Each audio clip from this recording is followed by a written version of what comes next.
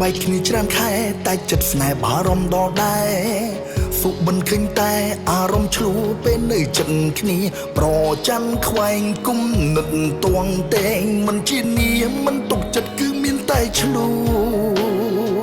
អ្នកថ្មីមកដល់ជាបាច់ចិត្តដែលសពីចាំង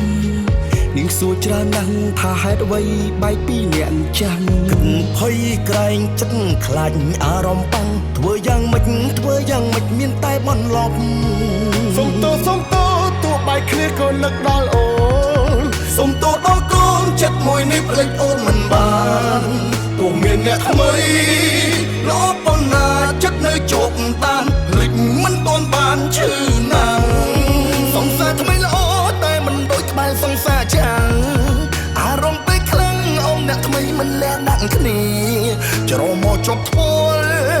តែបេះដូងបែរនឹកពុំងាឬក៏ខ្ញុំជាមនុស្សអាត្មានិយម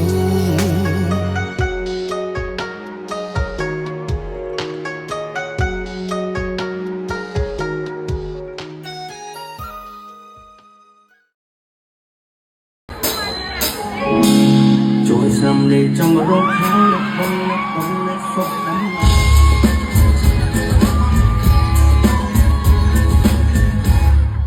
សុំលយទៅពីសិនមុនបើស្មេយីអ៊ុនណាក៏គុណបង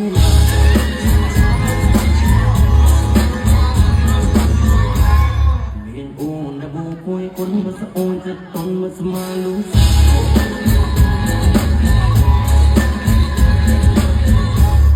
យាយមែនបូនបានមុនចាប់ណាកុំមិនមើលថៃ